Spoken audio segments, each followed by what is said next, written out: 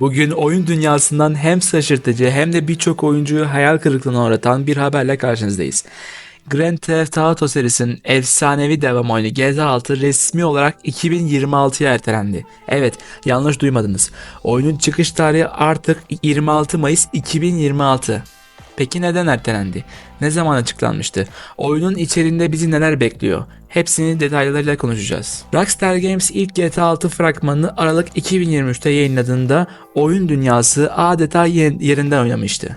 Fragman YouTube'da rekor kırarak 24 saat içinde 93 milyon izlenmeye ulaştı. Oyunun ilk kadın baş karakteri Lucia'nın tanıtılması, Vice City'nin modern yorumunun gösterilmesi ve devasa açık dünya beklentileri oyuncular arasında büyük bir heyecan yaratmıştı. İlk açıklamalara göre oyun 2025'in son çeyreğinde piyasaya sürülecekti. Ancak Take-Two Interactive'in son yatırımcı toplantısında yapılan duyuruyla bu beklenti boşa çıktı. Artık resmi çıkış tarihi 26 Mayıs 2026. Peki bu ertelemenin arkasında ne var? Rockstar Games ertelemenin temel sebebini mükemmelliğe ulaşmak olarak açıkladı. Şirket, oyunun teknik açıdan sorunsuz, içerik açısından da bugüne kadarki en büyük açık dünya deneyimini sunmasını hedefliyor. Stüdyo kaynaklarına göre oyun hala aktif geliştirme aşamasında ve bazı önemli sistemler üzerinde yoğun testler sürüyor. Bu erteleme sadece oyuncuları değil, yatırımcıları da etkiledi. Take-Two'nun hisseleri duyurunun ardından %15'e yakın bir düşüş yaşadı. Ancak uzun vadede oyunun kalitesinin bu süreci telafi edeceği düşünülüyor. Peki GTA 6 bize neler vaat ediyor? Oyunun geçtiği yer Florida'dan ilham alınarak tasarlanmış kurgusal bir eyalet olan Leonida. Bu eyalet içerisinde yer alan modern Vice City ile açık dünya haritasının merkezi olacak. Harita, kırsal bölgeler, bataklık alanlar, otoyollar ve küçük kasabalarda genişletilmiş durumda. Yani GTA 5'ten çok daha büyük ve canlı bir dünya bizi bekliyor. Lucia karakteriyle birlikte GTA tarihinde ilk defa bir kadın başrol oynayacağız. Hikaye, Bonnie ve Clyde tarzında suç dolu bir yolculuk konu olacak. Yanında yer alan erkek karakterle de birlikte karmaşık, dramatik ve aksiyon dolu bir anlatım bize vaat ediyor. Platformlar ve PC durumu. GTA 6 ilk etapta sadece PlayStation 5 ve Xbox Series X ve S için çıkacak. Rockstar henüz bir PC sürümü açıklamadı. Fakat önceki oyunlarda olduğu gibi birkaç yıl sonra PC'ye gelmesi bekleniyor. Bu da PC oyuncularının yani bizlerin en az 2027'yi beklemesi gerektiği anlamına geliyor. İnsafsız Rockstar.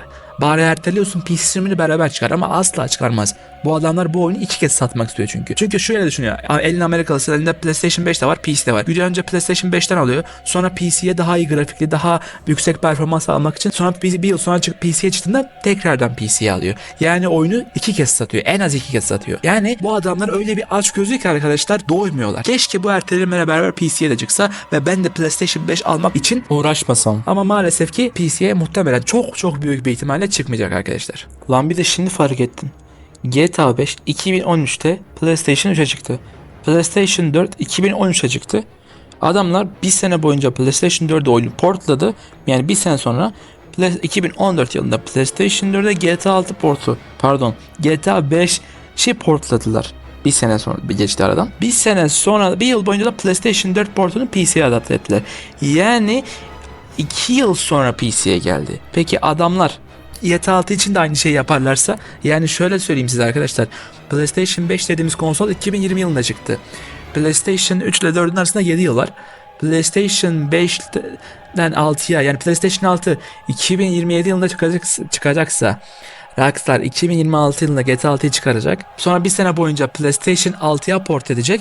Sonra bir sene boyunca da PlayStation 6 portunu PC'ye port edecek olursa biz oyunu aslında 2028 yılına kadar göremeyebiliriz. Yani göremeyebiliriz derken PC'de oynayamayabiliriz. Aynı şey oluyor arkadaşlar. Şimdi ben gidip PlayStation 5 alsam 2026 yılı için, 2026 yılında PlayStation 5 alsam bir yıl sonra PlayStation 6'ya çıkıp daha iyi 60 FPS'li versiyonu gelecek. Daha iyi grafikli versiyonu gelecek. Bir yıl sonra da PC'ye çok daha iyi versiyonu gelecek. Yani PlayStation 5 alsan mantıklı değil. PlayStation 6'yı beklesen oynayamayacaksın. PC'yi beklesen 2 yıl boyunca oynayamayacaksın. Bu nasıl bir durum lan? Sonuç olarak GTA 6'nın ertelenmesi sabırsızlıkla beklenen milyonlarca oyuncu için üzücü bir gelişme olsa da Rockstar'ın geçmiş başarılarına bakarsak bu ekstra sürenin oyuna olumlu yansıyacağı da bir gerçek. Unutmayalım, GTA 5 de ertelenmişti ama çıktığında oyun tarihine geçti. Aynı şey GTA 6 için de geçerli olabilir.